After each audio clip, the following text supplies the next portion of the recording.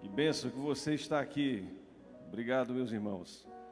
Louvamos a Deus por essa oportunidade tão preciosa que o Senhor nos dá na sua casa. Que dia abençoado de louvar ao Senhor, de adorar o seu nome, de estarmos aqui nesse lugar juntos. Glórias a Deus.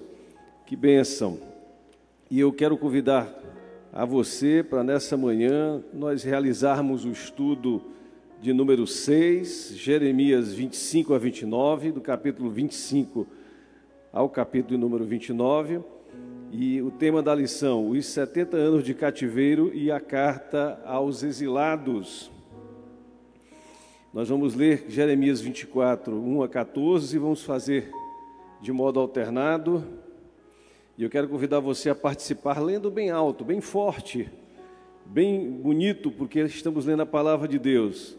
Jeremias 29, 1, 14, diz assim: são estas as palavras da carta que Jeremias o profeta enviou de Jerusalém ao resto dos anciãos do cativeiro, como também aos sacerdotes, aos profetas e a todo o povo que Nabucodonosor havia deportado de Jerusalém para a Babilônia. Versículo 2, todos.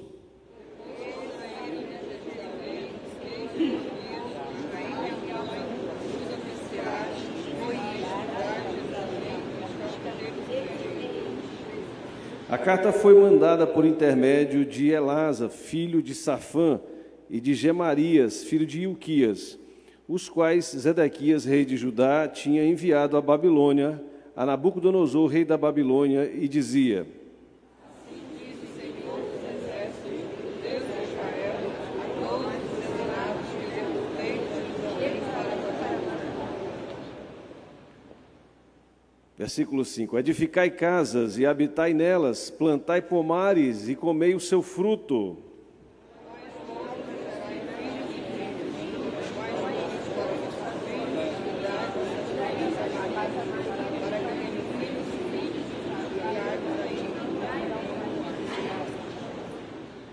Procurai a paz da cidade para onde vos desterrei, e orai por ela ao Senhor, porque na sua paz vós tereis paz.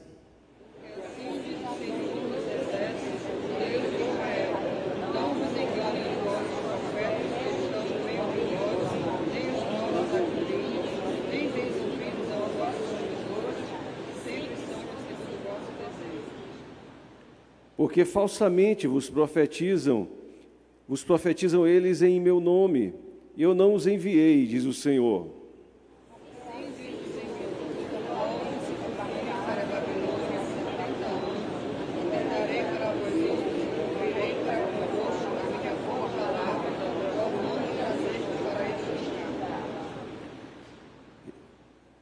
E aqui o texto áureo, versículo 11. Vamos ler todos juntos? Versículo 11.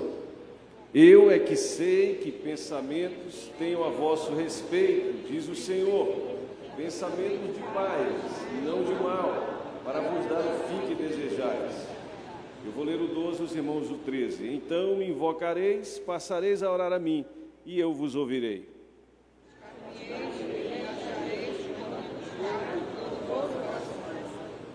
Serei achado de vós, diz o Senhor, e farei mudar a vossa sorte. Congregar-vos-ei de todas as nações e de todos os lugares para onde vos lancei, diz o Senhor, e tornarei a trazer-vos ao lugar de onde vos mandei para o exílio. Quantos dizem amém? Amém? Senhor, louvamos o teu nome, te agradecemos pela tua palavra, fala conosco nessa manhã, no nome de Jesus Cristo, amém e graças a Deus.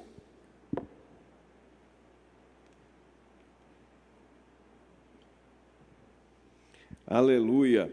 Queridos, que manhã maravilhosa, esse livro do profeta Jeremias, esses livros, né, são 2 livros, são livros tremendos, algumas porções mais conhecidas da Bíblia, lindas porções, dentre elas este texto áureo, que está no versículo 11, né, um texto multicitado, multireferido, nós sempre lembramos desse texto, falando sobre os planos de Deus, os pensamentos de Deus, o que Deus pensa a nosso respeito. e assim outras referências. Mas esse livro é um livro que nos chama a viver uma vida ouvindo a voz de Deus, seguindo a palavra de Deus. E aqui o profeta, do capítulo 25 ao 29, ele apresenta essa profecia, uma profecia realmente difícil para aquele povo, porque ele estava profetizando 70 anos de cativeiro, falando sobre a soberania de Deus em relação a Israel, em relação a outras nações, e tratando também do conflito de Jeremias com outros profetas. Viria o juízo divino, mas ao final uma carta que é uma carta de direitos, é uma carta de bênção para o povo de Deus, uma carta que mostra o projeto de Deus para todos nós, independentemente das circunstâncias, independentemente dos problemas, independentemente do que passarmos. Deus tem promessas para as nossas vidas. Quantos podem dizer amém? Essa é a carta que encerra o texto, estou apenas introduzindo a lição.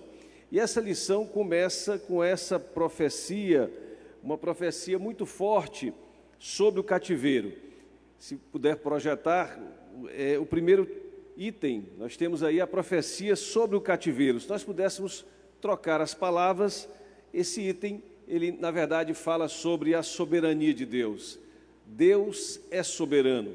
Nós vamos falar sobre esse tema da soberania de Deus nesse item 1, através dos 3 subitens, iniciando pelos 70 anos de exílio. O que está dito no versículo 11? Toda esta terra virá a ser um deserto e um espanto. Estas nações servirão ao rei da Babilônia 70 anos. A palavra de Deus veio ao profeta e o profeta externa essa palavra, falando sobre o cativeiro, um cativeiro que duraria 70 anos, um anúncio desse cativeiro realizado pelo Senhor, pelo profeta, acerca da vontade de Deus. Um período determinado no tempo em que a história do povo de Judá não iria se passar em Judá, mas iria se passar na Babilônia. Deus controla a história. Jeremias estava há 23 anos profetizando o arrependimento, a necessidade de arrependimento, e isso não tinha acontecido. As pessoas tinham ignorado o anúncio da palavra de Deus, não tinham obedecido à palavra do Senhor, e a consequência, ela veio, né? O rei da Babilônia, a Babilônia, viria a tomar Judá, ia levar cativo os cidadãos de Judá. E o tempo de duração daquele cativeiro está previsto nesses versículos, tanto no versículo 12 do capítulo 25, como no versículo 10 do capítulo 29, e Daniel também faz menção. Daniel, que deve ter ido entre os primeiros deportados, estava exatamente no versículo 2 do capítulo 9 de Daniel fala: no primeiro ano do seu reinado, Daniel, entendi, do reinado de Nabucodonosor, pelos livros, que o número de anos de que falara o Senhor ao profeta Jeremias, que haviam de durar as assolações de Jerusalém, era de 70 anos. Daniel também faz registro sobre esse assunto. E por que veio essa assolação? Por que veio essa destruição? A destruição veio por força do pecado, o pecado da idolatria, que muitas pessoas às vezes não entendem, acham que é pouca coisa, mas a idolatria é substituir exatamente a Deus. É o homem desonrar totalmente a Deus, adotando outras criaturas, outros seres, outros deuses para a sua vida. Esse é o primeiro passo do pecado, e o pecado que afeta o mandamento número 1 da palavra de Deus. Mas isso traz para as pessoas a corrupção, porque sem o homem estar obediente a Deus, ou voltado a Deus, ou respeitando a Deus, ou curvado diante de Deus, a corrupção, que é o pecado, toma conta do homem. E aí o homem vai praticar as maiores abominações e vai praticar também várias situações na sua vida contrárias à palavra de Deus, em vários aspectos da sua vida. Isso vai se espalhar pela sociedade e vai causar aquilo que se chama de injustiça social, em que as pessoas não têm nenhuma preocupação umas com as outras, Muitas vezes essa preocupação é apenas uma falácia, não é uma preocupação de coração, e as pessoas não são capazes, muitas vezes, de compartilhar 1 quilo de feijão, 1 quilo de farinha, 1 quilo de arroz, ajudar umas às outras, e há uma tremenda injustiça social, como se diz. Mas o que essas referências nos mostram?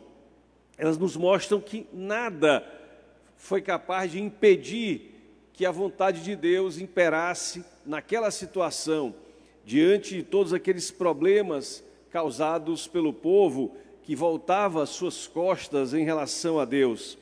Nada pôde realmente impedir. Deus, ele foi paciente com aquele povo. Muitos anos o profeta sendo usado e os profetas anteriores. E então veio a justiça de Deus.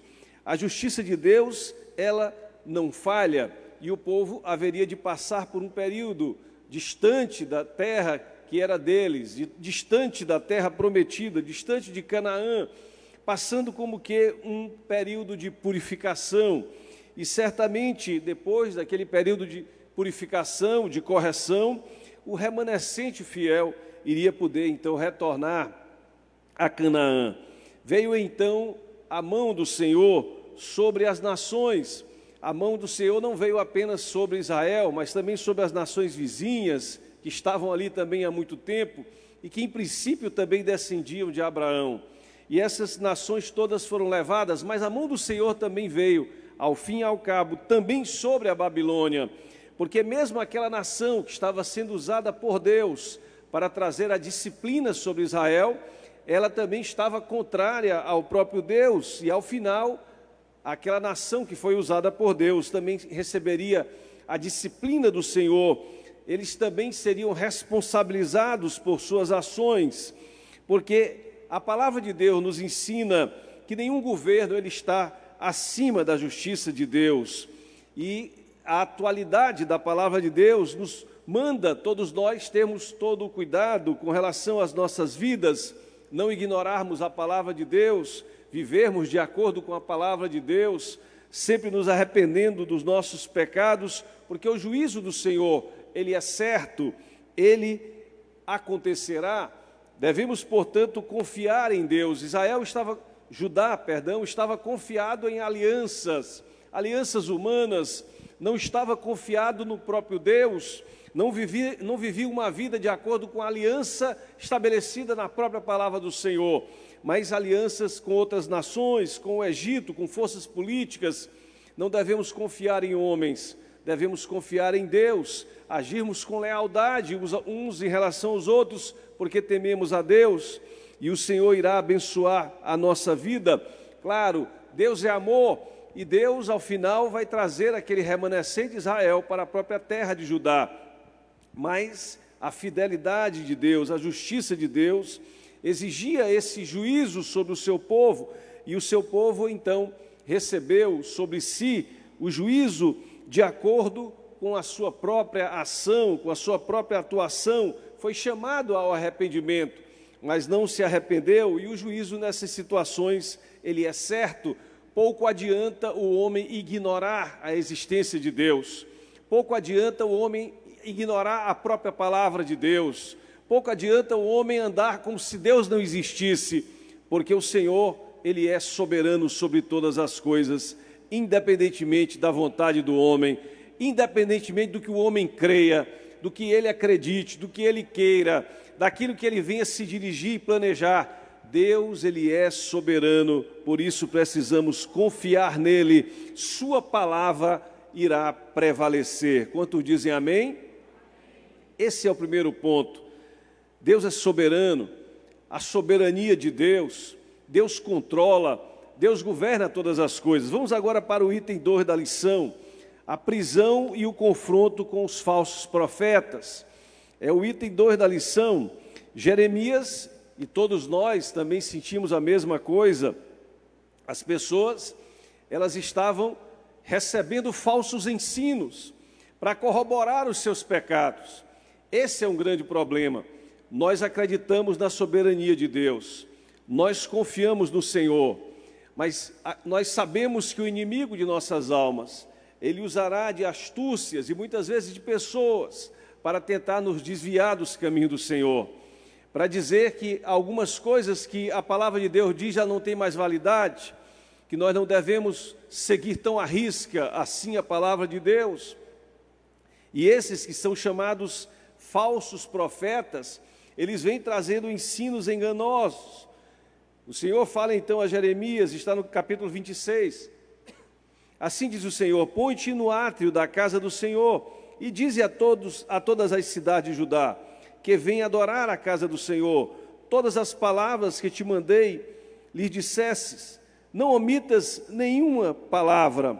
E Jeremias então, ele traz o legado da palavra, falando uma mensagem de advertência no templo, para que o povo se arrependesse. Era a mesma mensagem, a sua mensagem estava atualizada para aqueles dias, porque senão seriam destruídos. Mas aí houve o levante de uma oposição, e essa oposição, ela trouxe consigo sacerdotes, falsos profetas, profetas, entre aspas, e o próprio povo, que exigiam a morte do profeta. Está entre os versículos 7 e 8 do capítulo 26. Queriam a morte do profeta, porque queriam silenciar o profeta, não queriam ouvir a palavra de Deus, não davam ouvidos à palavra do Senhor. Mas aqui fala já da presença de um remanescente. Alguns sábios, eles lembraram do tempo de Ezequias, do rei Ezequias, que evitou o primeiro cativeiro, o cativeiro assírio, que Israel foi para o cativeiro assírio, mas Judá ficou. Ezequias, no tempo de Ezequias, se levantou Miqueias, queriam também matar Miqueias, queriam silenciar Miqueias, mas não deixaram. Ao contrário, o rei Ezequias terminou seguindo a palavra de Deus e foi abençoado, mas impediram que Miqueias fosse assassinado. Esse remanescente que estava ali também no templo, impediu que Jeremias sofresse maiores consequências em razão do pecado daquelas pessoas que não queriam ouvir a palavra de Deus. Deus usou aqueles anciãos para poupar a vida de Jeremias, e Deus irá usar também pessoas para abençoar a tua vida em qualquer situação de necessidade, sobretudo quando você tiver provada a sua fé. Quantos dizem amém? O ministério que cabe a cada um de nós, que é guardar a palavra de Deus, ele será cumprido. Quantos acreditam e dizem amém? Ele será cumprido, ele deve ser cumprido, e o Senhor irá nos abençoar para que ele seja cumprido. Mas, queridos, o jugo babilônico, ele viria, estava sendo profetizado, mas as pessoas estavam resistindo àquelas profecias, e profetas foram levantados. Aqui está o momento em que Jeremias concita todas as pessoas à obediência, ao arrependimento, mas as pessoas ignoravam. Há aqui menção a vários profetas, eram vários profetas, e aqui fala que todo o povo acreditava. Claro, havia a exceção, aquele remanescente, e queria ignorar, não queriam discernir aquilo que estava sendo veiculado através do profeta. Queridos, obedecer exige humildade e submissão a Deus. Exige que nós tenhamos uma postura de humildade, de submissão ao Senhor, aceitando a sua vontade, aceitando a sua palavra. Não podemos ignorar as realidades, e muitas delas são dadas pelo próprio Deus para a nossa vida, porque senão vamos ter mais sofrimento ainda. Assim devemos, em muitas situações, exatamente entender e discernir a vontade do Senhor. Quando o Senhor quer para a nossa vida, o que Ele está fazendo na nossa vida, muitas vezes as provações que passamos, estamos nas mãos de Deus, precisamos aceitar a vontade soberana de Deus. Quantos dizem amém?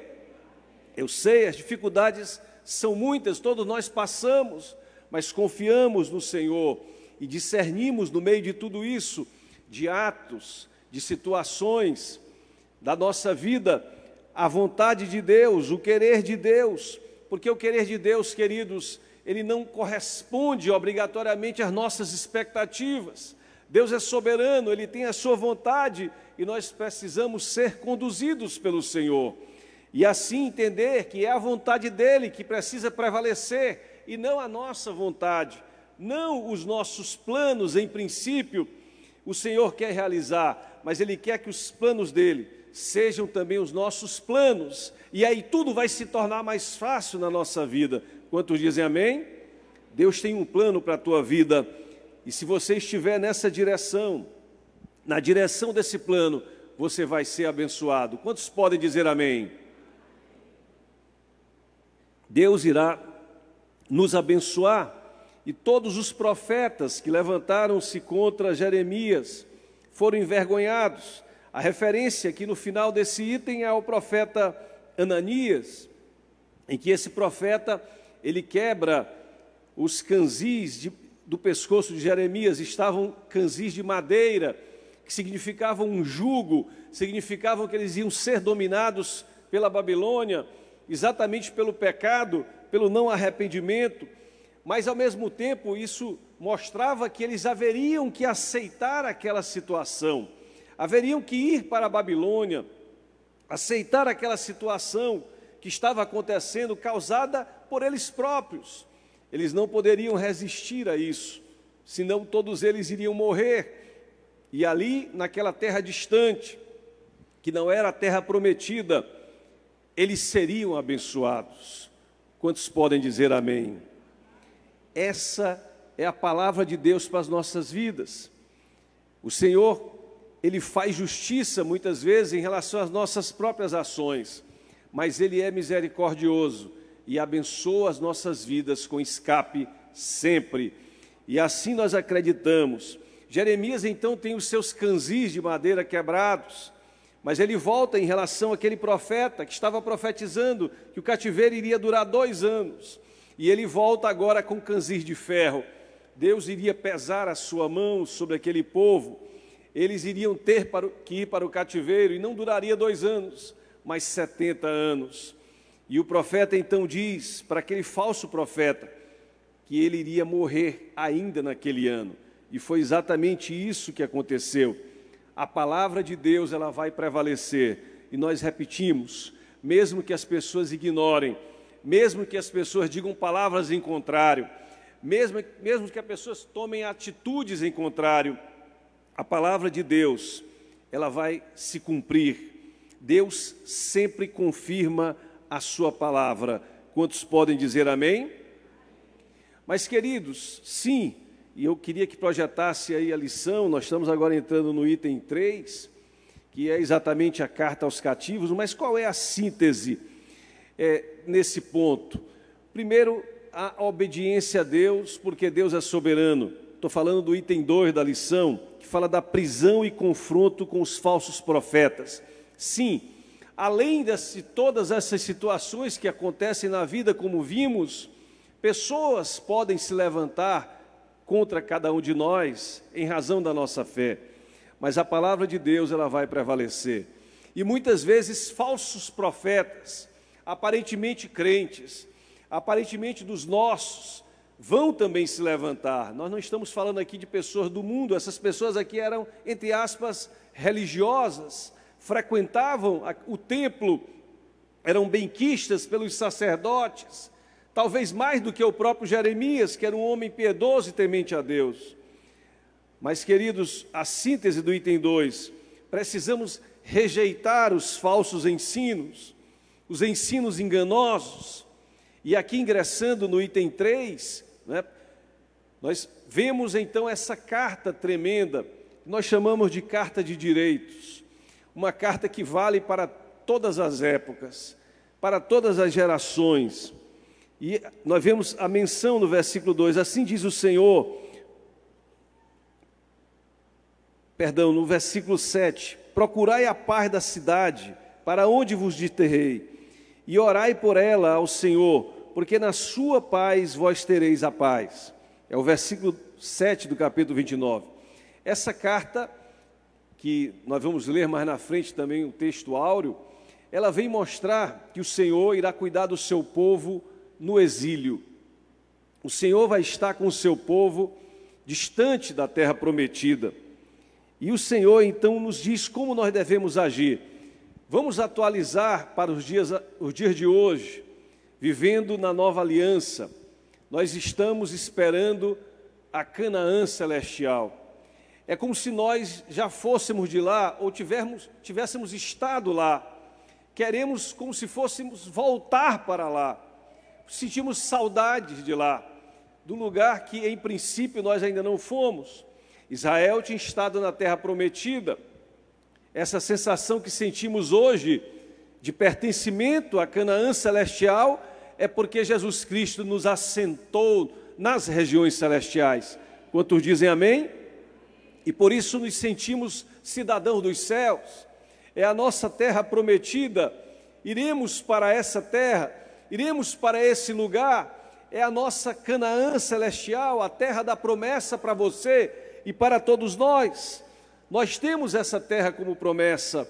E assim, queridos, nós iremos ser abençoados. Estamos como que de passagem por essa terra em que as coisas estão perecendo, em que as pessoas ainda morrem, ainda sofrem, ainda adoecem, mas as promessas de Deus é que nós teremos um lar diferente desse, em que todas as coisas serão diferentes, mas nós estamos aqui de passagem e precisamos entender exatamente isso, mas enquanto estivermos aqui, precisamos buscar a paz da cidade aonde o Senhor nos coloca, aonde nós estamos, orando pela paz da cidade, orando pela paz do nosso país, orando por essa cidade, por esse país, por essa cidadania terrestre, ao Senhor, procurando a paz dessa cidade, abençoando essa cidade, para que nós recebamos de Deus a paz, e a promessa dele, é o texto que lemos: procurai a paz da cidade,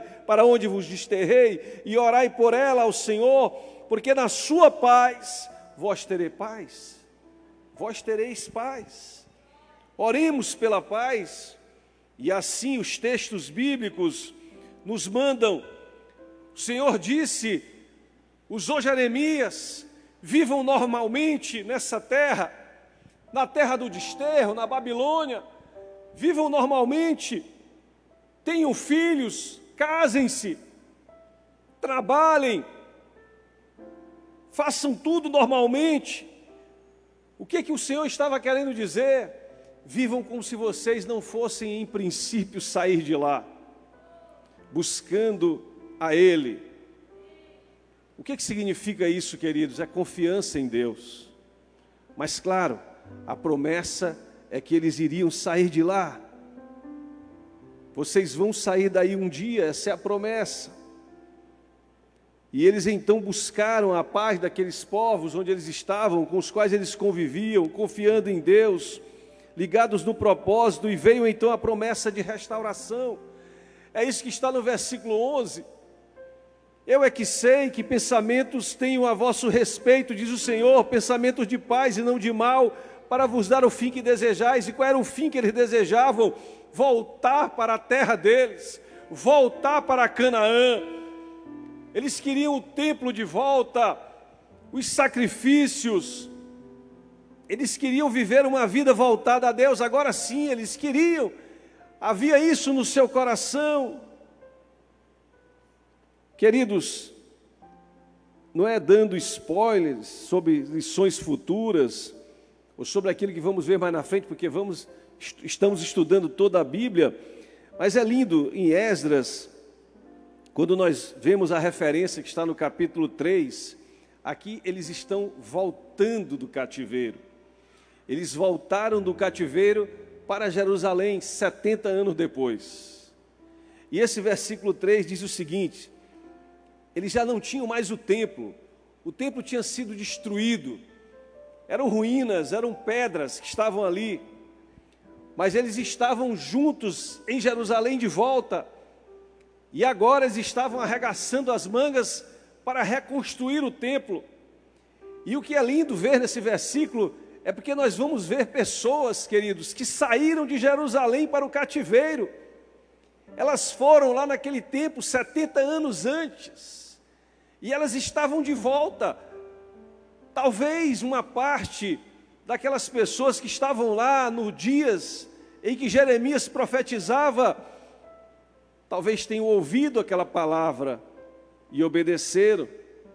Mas o que diz o versículo 12? Diz assim: Porém, muitos dos sacerdotes e levitas e cabeça de famílias já idosos, que viram a primeira casa, choraram em alta voz quando à sua vista foram lançados os alicerces desta casa. Muitos, no entanto, levantaram as vozes com gritos de alegria. Aleluia, glórias a Deus. Os que viram a primeira casa foram até o cativeiro, passaram os 70 anos e voltaram para louvar a Deus. Eles viram agora ruínas, mas eles estavam com Deus na vida deles e no coração. O Senhor os retornou à sua terra. E você que está aqui nessa manhã, que tem o Senhor na sua vida, no seu coração, você está de olho naquela terra lá, mas viva normalmente aqui, ame o seu semelhante, adore a Deus e somente a Ele, faça o que for preciso, sirva a Deus, sirva o próximo, viva normalmente, glorifique o Senhor, exalte o Senhor, porque está prometida uma terra em que as pessoas não morrem mais, em que as pessoas não vão mais adoecer, em que não vai mais haver miséria, em que todos nós vamos glorificar a Deus e somente isso, exaltar o nome do Senhor, estaremos juntos para sempre com o Senhor, porque Ele vai voltar, Ele virá, Ele levará o seu povo, Ele levará você, levará a todos nós, a igreja do Senhor, e nós viveremos para sempre com Cristo. Confiemos no Senhor, entreguemos a nossa vida a Ele e sejamos em obediência abençoados por Deus. Quanto dizem amém?